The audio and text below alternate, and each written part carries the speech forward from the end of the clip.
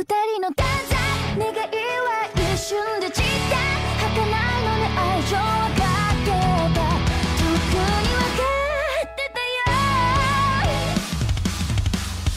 乱れてザラみたいなのほらザラ引き裂いてく愛情はかってるそんなの分かってるよ神に愛されても私が愛してほしい人は世界であれとしかいないんだ果てしない愛デザイア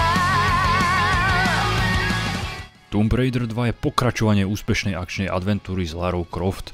Vyšlo presne rok po prvom diele, v Amerike 31. októbra a v Európe až 21. novembra 1997. Prvý diel vyšiel pôvodne na Sega Saturn, druhý na PlayStation a Windows. Na Segu druhý diel nevyšiel kvôli limitácii hardware, pretože autori chceli dať do hry aj vonkajšie lokácie, no hovorí sa, že autori mali zo Sony zmluvu, že to bude exkluzivita na PlayStation, preto na Segu nevyšla. Dvojka vyšla aj na Macintosh, ale až 1. januára 1998. Rozdiely medzi verziami sú len v loading obrazovke, na PC nie je.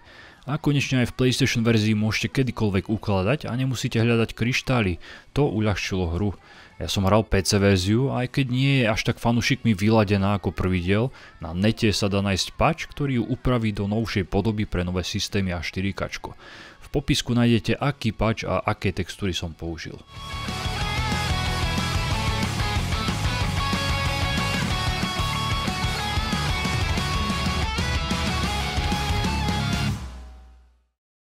Tomb Raider vyrobila spoločnosť Core Design.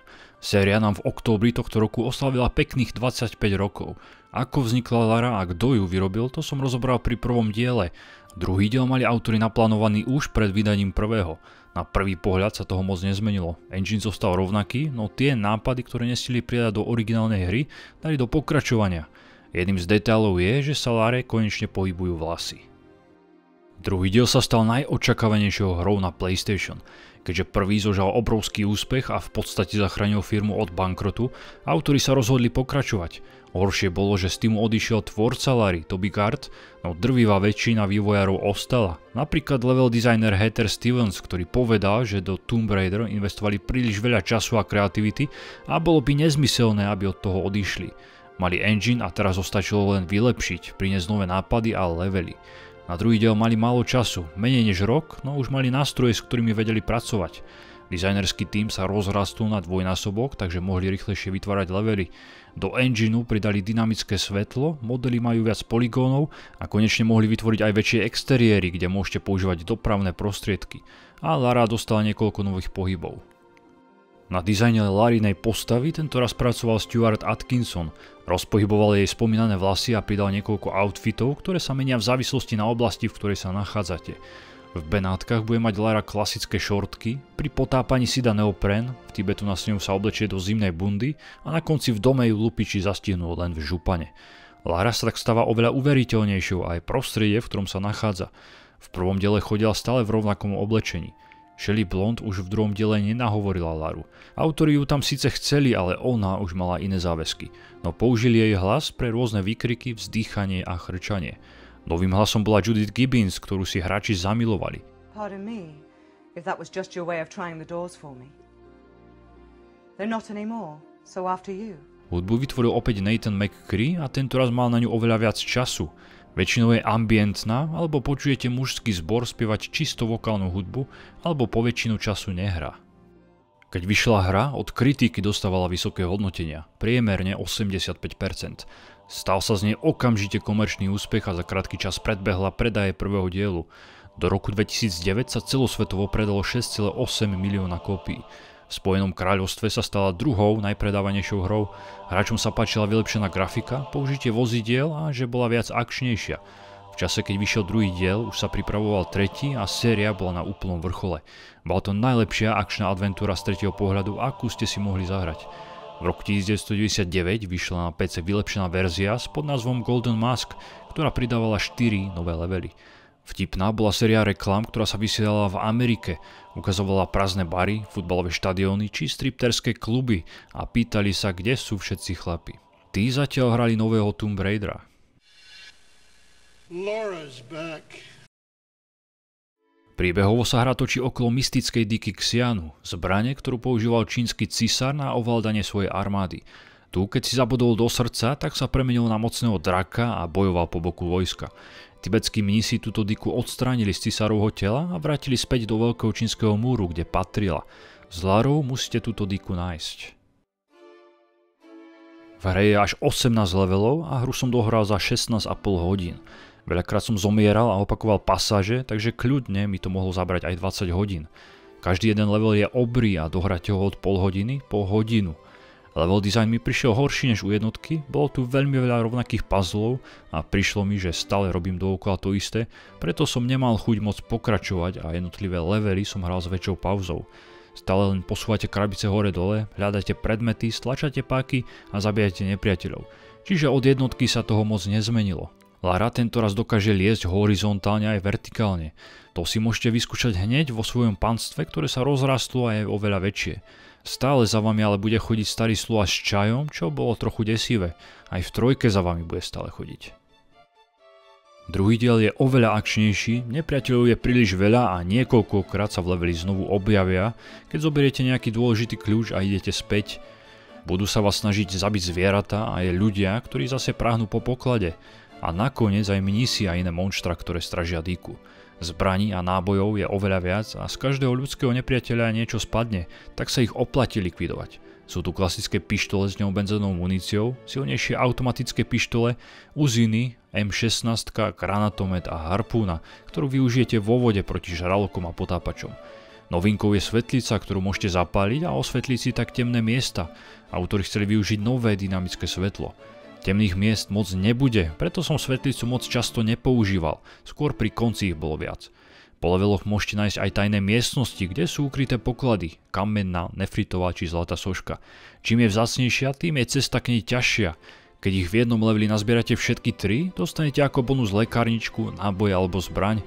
Ja som mal všetkého dosť, preto som nebol motivovaný ich zbierať, ale našiel som ich takmer polovicu. Hneď v prvom leveli po zobratí všetkých 3 sošiek dostanete ako odmenu granátomet, 2 granáty a lekárničku, čo je super. Teraz si v krátkosti rozoberieme jednotlivé levely a prostredia, v ktorých sa budete pohybovať. Prvý level sa odohráva na veľkom čínskom múre. Začínate v jaskyni, z ktorej sa musíte vyšplhať až na rozpadnutý múr. Prvým nepriateľom bude tiger, ktorý na vás nečakane vyskočí z rohu. Takýchto momentov bude v každom leveli plno, preto si hru stále ukladajte. Po každom nepriateľovi alebo skoku cez plošinu. Keď stlačíte nejakú páku a dvere sú od vás ďalej, vždy vám ich hra ukáže, takže budete vedieť, kam máte ísť. Levely mi prišli jednoduchšie, čo sa týka puzzlov. Keď sa dostanete na múr, vašimi ďalšími nepriateľmi budú 3 vrany. Môžete sa pokochať pekným výhľadom, pretože autori konečne mohli urobiť väčšie otvorené lokácie. A dôležité v tejto hre je trpezlivo preskúmať okolie a zistiť, kam máte ísť a čo máte robiť. V podvodnej jaskyni nájdete zlatý kľúč, ktorým si otvoríte dvere a keď vyjdete z vody, zaútočí na vás ďalší tiger. Vnútri na vás zaútočia veľké pavúky, takže prvý level a hneď 3 typy nepriateľov. Pri kostre človeka nájdete náboje do brokovnice, ktoré sa budú hodiť a preleziete si miestnosť s pascov. Narazí bude toľko, že sa nebudete mať čas zastaviť. Sú tu vystreľovacie disky, bude vás naháňať balvan, steny s bodákmi sa budú nebezpečne približovať a zo stien budú sekať meče. Potom tu sú akési ostré kolesá, ktoré vás môžu prejsť. Čiže táto prvá úroveň vám pekne ukáže, čo vás bude v ďalších leveloch čakať. Takmer pri konci je ukrytá zlatá soška a pri nej si môžete zabojovať s dvojicou T-Rexov. Aj v jednotke ste si mohli jedného zabiť, ten bol ale povinný. Tento secret nie je a môžete ho ľahko prehliadnúť. Po lanovke vás pri dverách, kde sa nachádza Dika, napadne člen kultu Claudio, ktorý po svojej porážke prezradí, že pracuje pre lídra talianskeho kultu Marca Bartoliho a následne si sám vezme život. Pardon me, if that was just your way of trying the doors for me. With a Tommy gun on my keyring. Though not anymore. So after you. Somehow, you don't behave like you got a monk's blood. I understand that somehow is in my favor. So indulge me about the dagger. I'd be indebted with your life. Takže ďalšia zastávka, Benátky. Tam stravíte celkovo 3 levely. Je to úplne iná oblasť s novými asetami a osobne mi prišla najkrajšia. Hneď na začiatku vás napadnú dogy a z balkónu na vás bude strieľať borec s pištolou a tlmičom. Po meste vás budú napadať členovia kultu s palicami, tak ich všetkých odmachnite. Je tu veľa vody a potápania a užijete si aj skákanie po strechách. Nájdete motorovú loď, ktorá sa stane vašim prvým dopravným prostriedkom. Môžete s ňou použiť aj turbo, to budete potrebovať neskôr pri jednej časovej pasáži. Druhý level v Benátkach sa odohráva v Bartoliho úkryte. Je to obrovský dom plný pasci a nepriateľov. Schodisko je rozbité, preto musíte hľadať inú cestu, ako sa dostať na poschodie. Vo väčšej miestnosti si zaskačete po zlatých lustroch. Tretí level budete v opere, do nej sa ale najskôr musíte dostať. Na jej streche si zabojujete väčší fight s kultistami a vnútri takisto. Stále budú prichádzať noví a noví. Opera je stará a rozpadnutá a budete mať problém sa v nej orientovať, kam máte ísť. Je tu nepríjemná pasáž s vetracou šachtou, kde využijete skok dozadu a celkovo je tento level príliš dlhý. Na konci v sklade nájdete granátomet, ktorý nepriateľov rozmetá, no nebojte sa toho, že by sa zničili aj ich predmety. Tie z nich vypadnú. A ani sami seba nezraníte, ak stojíte bližšie. Tiež vás tu čaká súboj s tuhým kultistom, ktorý má 2 zbrane a 2 dogy. Skúste ho preto sundať z hora z krabíc. Potom vás čaká dlhšia animačka, v ktorej Lara bude chcieť ovládnuť lietadlo, no nepodarí sa jej to. Po Benátkach vás čaká 6 dlhých levelov mimo pobrežia na Jadranskom mori. Niektoré sú veľmi dobré, no väčšinou mi prišli zbytočné a do počtu. Zobudíte sa v sklade bez zbraní a predmetov a musíte sa dostať von. Aktivuje sa alarm a pribehnú stráže, preto musíte utiecť. Je tu obrovský hangár s lietadlom a vetrákom, ktorý vás môže vcucnúť a zabiť. Pod vodou budete mať problém s kyslíkom, no vašou prvou úlohou je nájsť zbrane, aby ste sa mohli zbaviť stráži. V 6. leveli sa stále budete nachádzať na ropnej plošine. Nájdete tu uziny a harpúnu a začnú otravovať podvodní kultisti. Tí sa dajú zabiť aj zo sucha, ak ich nalákate bližšie. Je tu jedna píla, ktorú musíte vypnúť, aby ste získali červenú kartu, a vo väzení nájdete zmlateného tibetského mnícha. Ten sa snažil Bartoliho zastaviť, aby nezistil lokáciu talionu, kľúča na otvorenie dverí k mystickej dike. Informácie o jej lokácii sú v potopenej lodi a tam sa musíte s Larou vydať. Oblečie sa do neoprenu a pôjde sa s ponorkou potopiť do hlbín mora. Ponorka vás dopraví na dno a odtiaľ musíte rýchlo nájsť potopený vrak. Nemáte potapačskú výbavu, iba svoje pľúca, takže vydržíte maximálne 1 minútu. Lara je ale výborná plavkyňa a vstup do lode nebude problém nájsť. Vo vraku zautočia žraloky, ak máte dostatok harpún, môžete ich skúsiť zabiť, inak sa im vyhnite. Tento level sa mi páčil zo všetkých asi najmenej, aj keď sa prostredie výrazne zmení a autori sa mohli vyhrať. Aj v potopenej lodi vás budú čakať kultisti, takže zbrane majte pripravené. Vnútri v podpalubí budete musieť stlačať spínače, vypínať oheň a otvárať dvere, ku ktorým sa musíte dostať na čas. Toto som neznášal a takýchto puzzle je v tomto druhom diele až moc. Sú tu rozbité sklady lode, ktoré dajú svojim neprehľadným terénom zabrať. V 8. leveli sa pozriete do plesovej sály, ktorá je celá hore nohami. Je tu veľa obrých miestností, no najdôležitejšie je nájsť 3 kľúče, s ktorými opäť vypnete oheň, aby ste mohli pohnúť jedinou krabicou. Tento level je veľmi dlhý a moc ma nebavil. Lepšie levely prídu po tomto vraku, tak ak ste na tom podobne, ešte vydržte. 9. level je časť s motorom lode, odkiaľ sa dostanete do obydlia ľudí, kde bývali. 10. level je už trošku lepší, budete na palube v obrovskej podmorskej jaskyni, takže konečne na suchu, no za zadkom vám znovu bude behať veľa členov kultu. Na konci nájdete antický kľúč Seraph, takže Lara ide do Tibetu, kde sa bude snažiť nájsť talion, druhý kľúč na otvorenie dverí k dýke. Ďalšie 4 levely budete v ľadových tibetských horách. Je tu veľa padajúcich lavín a nebezpečných zrazov, do ktorých môžete s Larou spadnúť. Keď vyleziete až úplne hore ku chatke a zabijete pár nepríjemných gangstrov, za odmenu si môžete zajazdiť na snežnom skútri. Po motorovom člne je to druhé vozidlo a dá sa s ním parádne vyblbnúť. Tiež má turbo ako čln a budete s ním aj preskakovať cez priepasti. Pri zlatom kľúči na vás zautočí kultista na skútri. Ten si môžete zobrať, no namiesto turba má 2 automatické zbrane. Ja som ostal pri starom dobrom červenom. V 12. leveli sa konečne dostanete ku kláštoru, kde použijete kľúč, ktorý ste našli vo vraku. Sú tu noví nepriatelia, mnísi s kopiami, ktorí budú bojovať s vami a aj s členmi kultu. Pred chrámom uvidíte menšiu potyčku, tak ich nechajte, nech sa navzájom pozabíjajú. Dostať sa do chrámu bude trošku zložitejšie a vnútri čakajte množstvo pascí a hľadania kľúčov.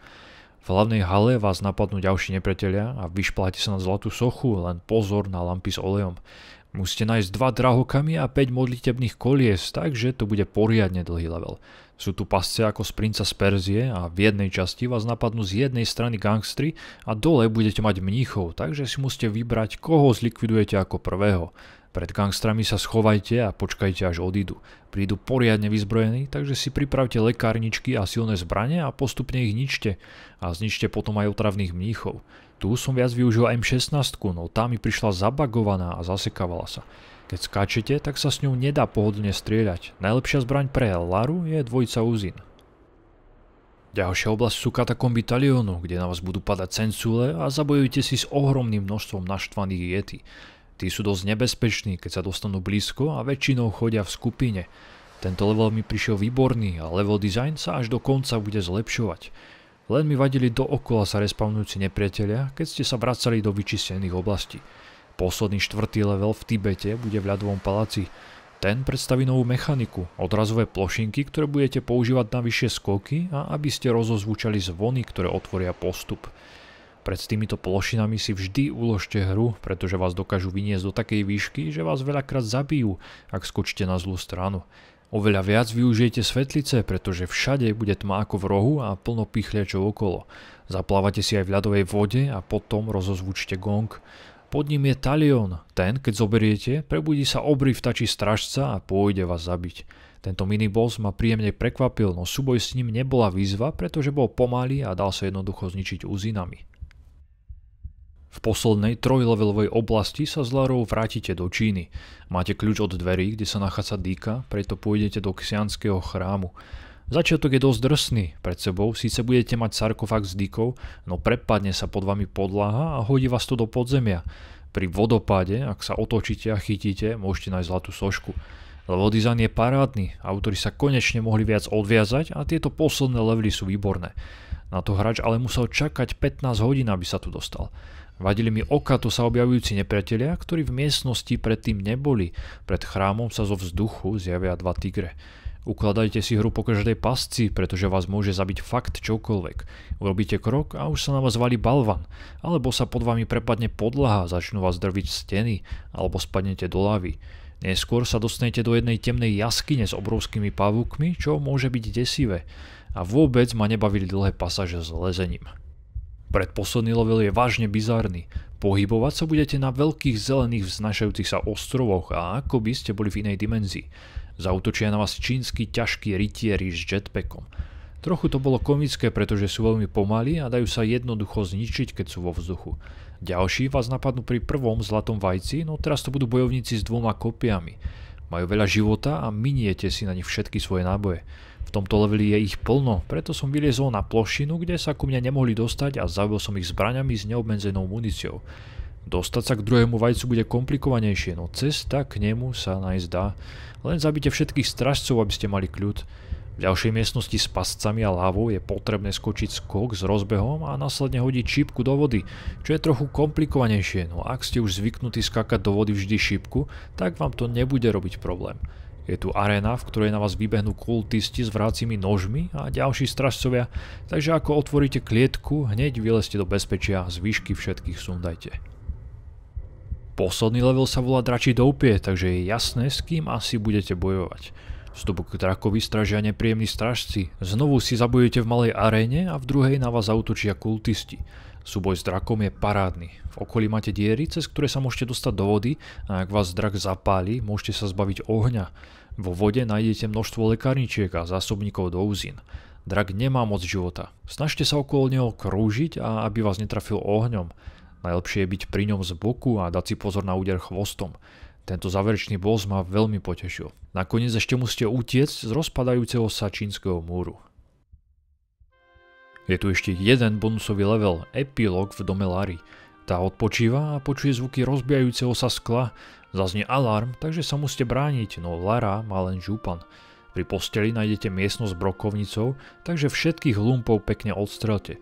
Táto posledná misia má dať hráčom vedieť, že bude pokračovanie a autori s Larou ešte neskončili.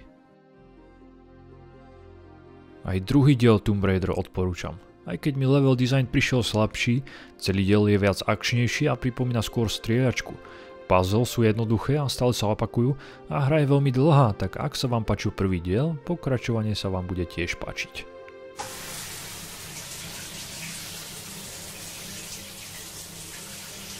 Don't you think you've seen enough?